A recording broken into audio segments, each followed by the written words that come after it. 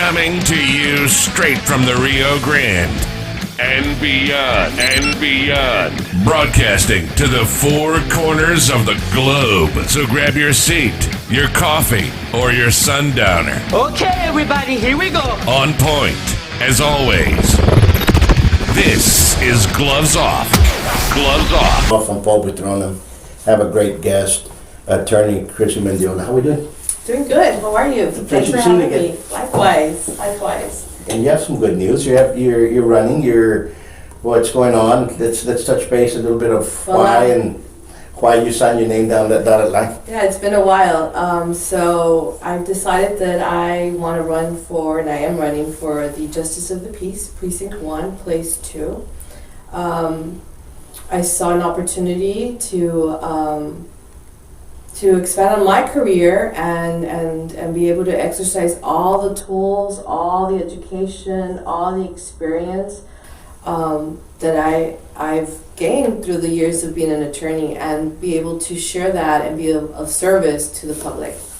So that's basically the reason why I've decided to do this. I've always wanted to do public service. I mean, that's always been ingrained in me from very young. Since I was able to volunteer my time, I always did that at church. I always volunteered to take care of the kids during Sunday school, and even taught Sunday school myself.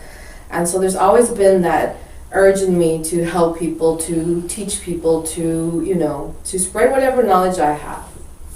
Absolutely. Yeah. Absolutely. Let's touch base on what a Justice of the Peace does and what to take care of. And a lot of folks don't know. They look at it as small business court Claims, and claims and evictions. So what's basically behind it? So there is some limitation as to what the Justice of the Peace does. It's first of all, the requirements are not as rigid as like maybe a county court at law or a district court judge or a municipal court now, right? Because before the municipal court, anyone could run with it with the limitation or of Sure. education, right? But now you have to be an attorney to run for municipal court. But that's because the city council decided to change that and create that and change it. So, but for a JP, you don't have to be an attorney. I believe the minimum was like maybe a high school degree or some kind of education of that sort. And basically a U.S. citizen and 18 years and older. And so that's all you need to do to run for a JP. And a lot of cases there as well is they do a lot of truancy cases, right? Yes, that is their part of their jurisdiction. So anytime that the school is having issues with a child not going to school regularly and it's affecting their education, basically they start sending letters to the parents. If that is not taken care of, then it upgrades to like a meeting and then so forth. It's a process. So ultimately, I guess the last chance for you to take care of that is to show up at JP court once it's filed by the school. Okay. Let's touch base on how do you feel your core group, your crew, and they're behind you. How do you feel your team behind you? I'm excited about them. It's been quite a while since I've been in the political arena. Although people have always like, oh, there's this position coming up, you need to run for it. Oh, there's this other position, you need to run for it. And so I've had a consistent number of years where it was just one campaign after another campaign after another campaign. And so you know what, it was kind of nice to take a break and just step away from the game and watch, right? And even at that, I got the opportunity to spend time with my kids and work on my career and work on my house. So yeah, I mean, it was a nice break. But I think, I'm back at it. The core people that supported me at one time have come back and they're happy for me. They're happy to volunteer. They're happy to succeed, and that's the main goal. And so, and I just want to thank them for the love and the encouragement that they've given me, because that shows me that they really believe in what I am, or who I am, and what I can do for this community. Absolutely. And you have a following, because you've you've been around, and like you said, campaign after campaign. And Right. How do you see this campaign with everything going on with COVID sneaking back up with It's a everything little going- different. Rules have changed, and being a lawyer, I'm all about rules, and so but a lot hasn't. So that's good because a lot of my volunteers are out block walking every day. They're making calls. They're getting my signs up, and they're spreading the news. And people are excited. They're excited. I think the atmosphere, the ambiance right now is like, let's get back. Let's get back to business. Let's change the tide. Let's just do something different. Let's come up strong and different and progress. I mean, that's what it is. Let's move forward. Absolutely. Yeah. And from what areas to what areas? What's your district? What's your boundaries? So this is a whole different boundary. And then have you seen the latest map of what the new districts are going to be for the city? No, what happened? Okay, so before it was the Heights, what would be District 3. It was the Heights, Chacon, around Memorial, right? And then all the south side, the side of the river, all that's been removed. The Chacon's been removed, the south side has been removed, and so now it's going into the east, like to Saunders, and it just does like a real weird zigzag. So yeah, it's a very different landscape now. So yeah, interesting. Well, anyway, go back into Precinct 1, JP. So basically, that is all of downtown. You take Santa Maria all the way to Flecha. You take San Bernardo all the way to Flecha, or I think it's right by the mall. And then it's around the mall. So it includes Hillside, Chaparral, Saunders, and then around Bustamante, around the hospital, and then it comes over to Ejido, and that's when it starts hitting like where I live, which is by Arkansas, and then it passes Corpus, and then it stops at Market. So that's where it doesn't go into Chacon necessarily, but it does touch a little bit of the 3 Points area, and then all that side of the river till downtown. So yeah, it's a big area. It's a big area. It's a big area. So yeah, block walking has been a challenge with the weather, with everyone getting sick. So we've had to halt, a lot of events, but we work with what we can, and there are people that they're like, let's do it. We're there. Sick or not sick, they want to show up. It's like no, I want you to get better. Absolutely. So yeah. And everything's changed. I think Menudo Bowl was canceled. I don't know if it's still going. We don't know if we're going to have the parades. I don't know. Something that everything's the big rumor was that it was going to get postponed, but apparently we're going forward. Everything that I see is we're going forward. So, but it's going to be different. It's not going to be the crowded. Absolutely. I'm thinking because we still need to be cautious. And that's sneaking back up on us again. The COVID and I want to talk a little bit about some of the rules that have changed. What has changed, because a lot of people don't know. What has changed election rules wise? Well, I guess now it is a crime to pay people to harvest votes for you. They're called vote harvesting is what the term is. And basically that is payment for someone to gather votes for you. And so I don't know how it would work before. I guess I don't understand where these laws came from or why they were created, but it does limit where before I guess payment was made for someone to go around picking up votes, right? And it's weird because in my campaigns and it's odd because I say I have volunteers, it's just an odd concept. But anyway, so that's new. The mail-in ballots is very limited on who can submit one. I think now you need to have proof of whatever disability you have. So they're more stringent about those and who can help you with that. And then now it's the election's going to be all by machines. So that should be interesting. I've not dealt in a campaign with machines. So that's going to be, I think, a challenge because where you would have a sample ballot and so it'd be easy to recognize and remember. Now we're looking at a screen and you have to be pressing all the time. So that's going to be interesting. That's going to be very interesting on how that results. Yeah. Yeah. 'Cause I can understand the harvesting. You know, here they had a long practice with those camioneros. Right, right. And basically guns for hire, you know, to go get votes. So that's going to change the dynamics of everything here. Yeah, and I think it only affects like certain parts of Laredo. I don't think it's a common The whole thing, no. everywhere. No. No, you're correct. You're Yeah, correct. yeah. It's only certain areas have their groups, and Correct. it's changed a lot. So in a way, it's for the better. Let's see what happens. Yeah. I saw the elections with the machines. I voted this past Uh-huh. the referendums. that How'd were you done. feel about it? They couldn't print it out. Oh. You know, when it came out, it got kind of stuck, and then it came out later on, and it was kind of like they had some issues with it. Then you go back over here and you stick it in another machine, and it reads it, Right. and it takes off, and it keeps it. You're like, so I don't know.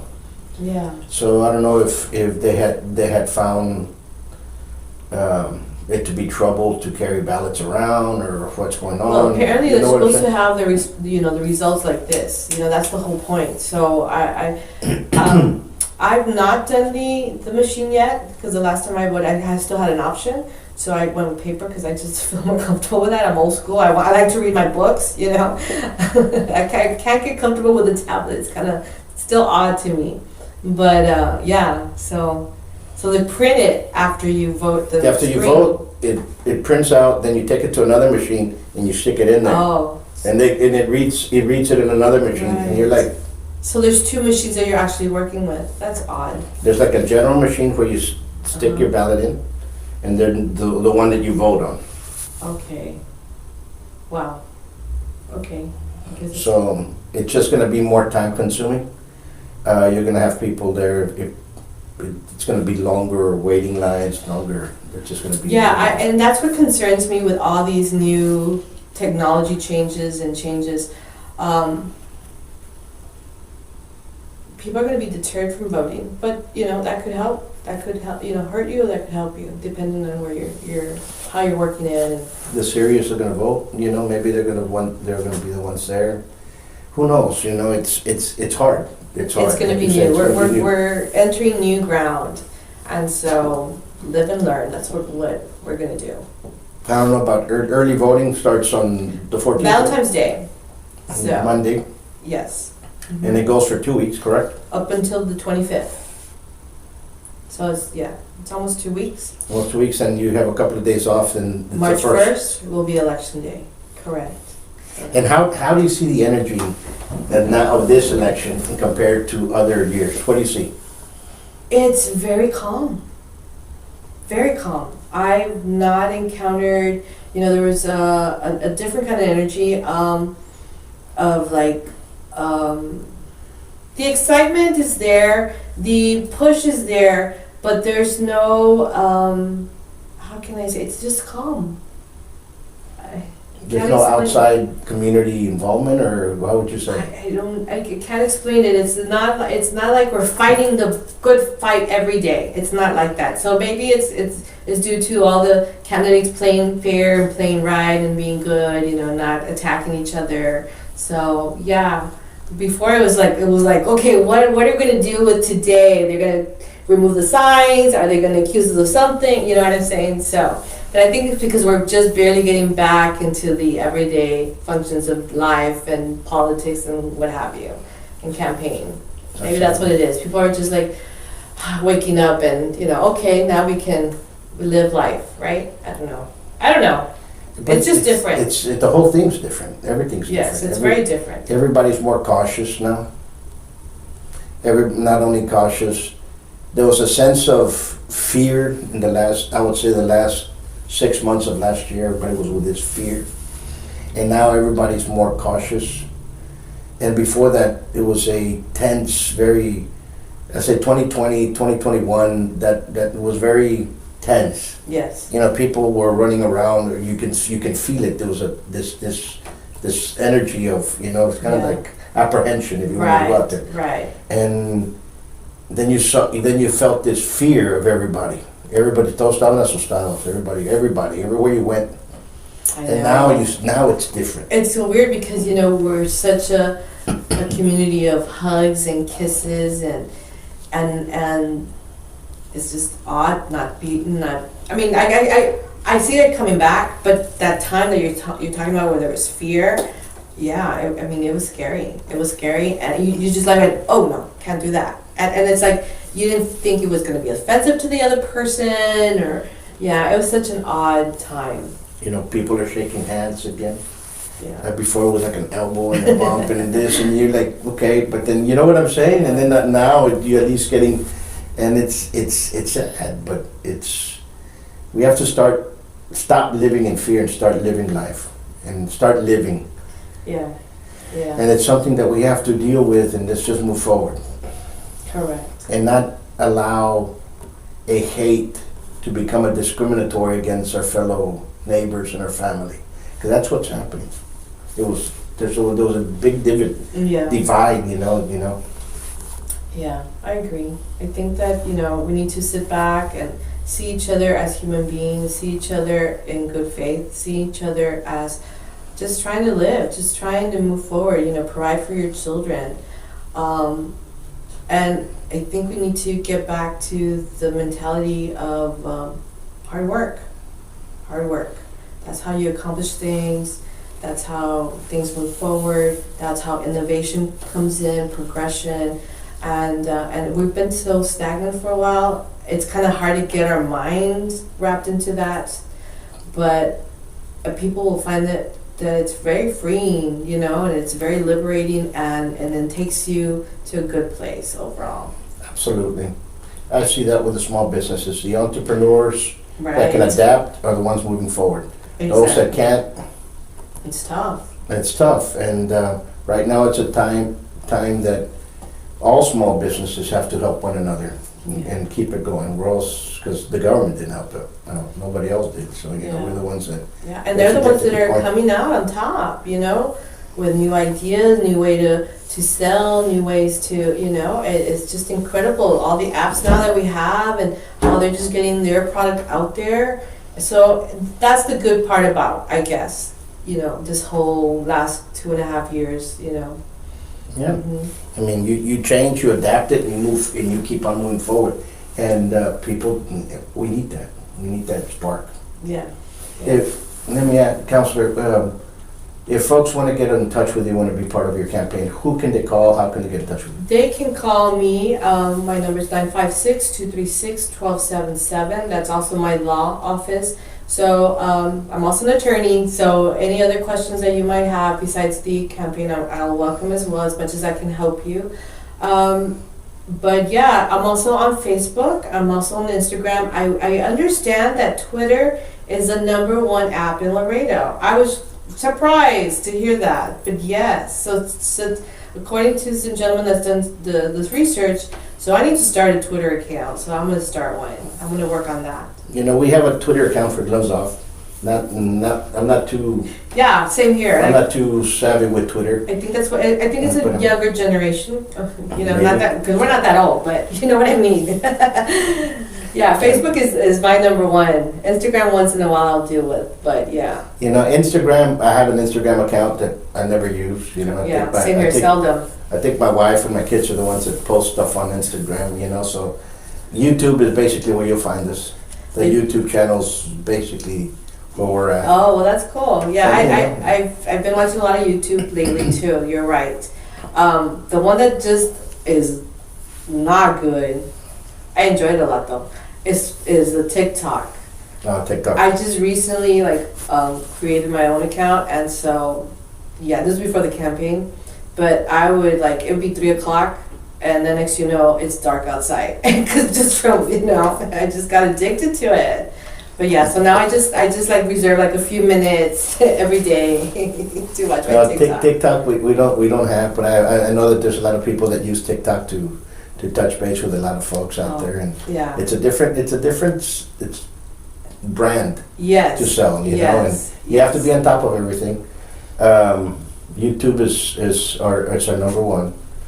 We just finished a documentary on parental alienation and everything else. It's actually called the Judicial Cosa Nostra, the War on Parents. Oh, I must watch it. It's about 6.5 hours long, 5 parts. Some of the stuff and how it's done and how it is, it will get you mad because of some of this, how they play with some people.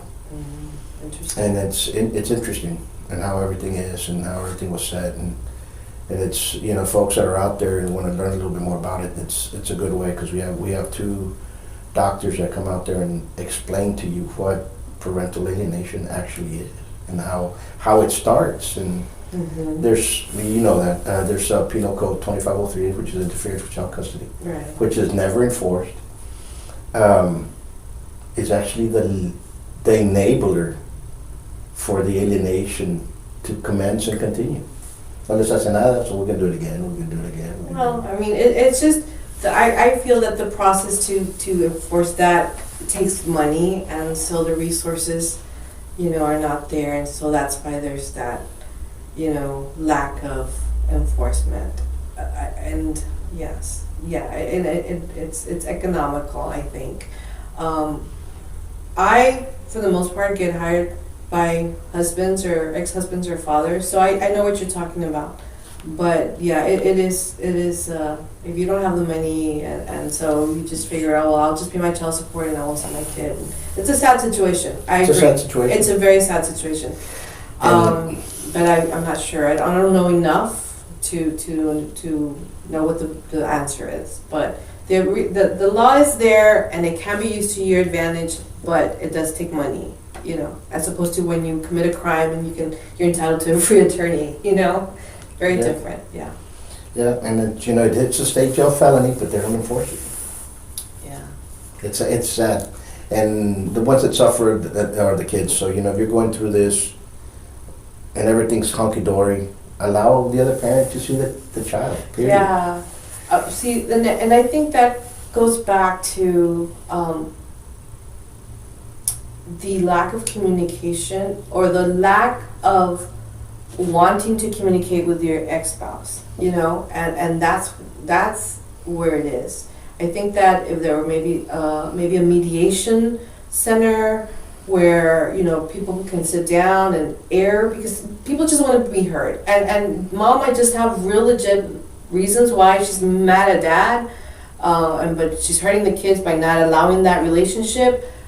You know, we should have probably a center where she can deal with that emotion, and therapy, and the kids as well, and the father. But that, you know, it's not there, and I don't even think it's in anybody's like peripheral vision for the future for that to be done. And like you said, you're bringing in doctors, so you're bringing in the effects of what all that damage does, and right? It's damaging. But in my opinion, I think you could do a lot with mediation and therapy. Absolutely.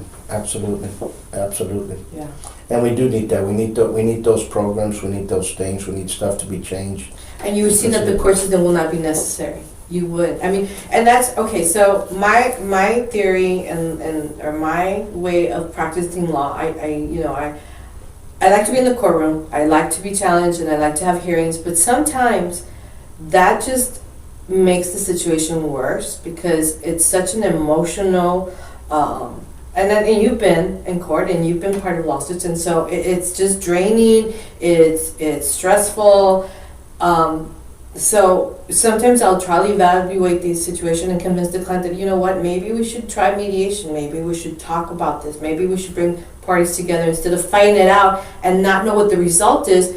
But then, as opposed to, you know, coming together and working at your own interest in the result and getting that done. I mean, you might not get everything you want, but you might get a piece, you know, as opposed to if you take it before a judge and get nothing, right? So anyway, that's a whole other No. conversation. You're correct, but like I said, it's interesting, and we need to know that this stuff out there, it really exists, and that's the reason why the kids are behaving that way. That's the reason why. No. It's just a residual effect that keeps on going. That, you know what, we need to put a stop to it one way or another, and everybody as a community understand, you know what, this is going on, let's stop this, because the ones that we're hurting is the youth of our community. And I don't know if you've heard me say this before, but when I worked with the county attorney's office, I was an assistant county attorney. I handled juvenile cases, I prosecuted them, and I also handled CPS cases, and it was such heartbreaking because in the mornings I was dealing with the kids, right? And so when you go to court as a juvenile, you need to have your parent with you. And so there's where a lot of just the mom situation, and I don't know. I feel that both parents need to be there, whoever they are, right? And then in the afternoon, I would have CPS cases, and guess what? It would be the same parents, and so it's like a cycle of badness, you know. It's just, and you're right. I always thought that I wasn't doing a good job in the sense that I didn't feel that returning the child to the home was a safe environment or a stable environment for them to grow, to become a better citizen, to to learn good behavior. Absolutely. And, we see it here with some of the kids. And over the years, I've kind of like learned how to filter. Mm-hmm. I'm from I hate to say this, but there's not bad kids. There's bad environments. Correct. And if you're stuck in a bad environment, things can occur in the bad environment dramatically. We know that. Right. But I'm also from the type of mindset is one rotten apple will ruin the barrel. So, try to get kids that are looking forward, trying to get kids that are straight A students, trying to get kids that are moving, having goals in there, and start setting goals with them, and you see the changes in them. Yeah. But but it's sad because hard. There's those kids that don't get that opportunity, and because of their home situation, because of bad mistakes, they don't get the opportunity to learn within themselves that they're capable. And then we get them here, and it goes back to the parents that pull them out because of whatever reason. You're like, yeah. When you're advancing, you take them off. It's kind of yeah. But parents dealing with all kinds of their own issues that they don't see. Yeah. They don't see. So it's kind of sad. The human element. Absolutely, the human element. Well, number one, we want to thank you for writing. Thank you. I because it takes guts. Just put your name down on the dotted line. Well, I mean, and I hope you allow me to just sell myself at this point. Sure. So I have over 20 years of legal experience. This is not going to be on the job training. I'm ready to do the job. I'm ready to serve my community. I always have, with or without a title. So I hope that I can count on everybody's support and their vote, most of all. Come on and vote. Vote Chrissy. And Chrissy. Yeah. And if they want to get part of your campaign, your number. They can find me on Facebook. They can contact me on 956-236-1277. And I'll reach out back to you. Absolutely. Once more, congratulations on this new venture. Thank you so much. Looking forward to it. And it's around the corner. I know. And folks, you guys start researching each and every candidate and go out there and vote. It's very important for everybody to vote, especially nowadays, because our future is at stake. Until next time, much peace. That was cool.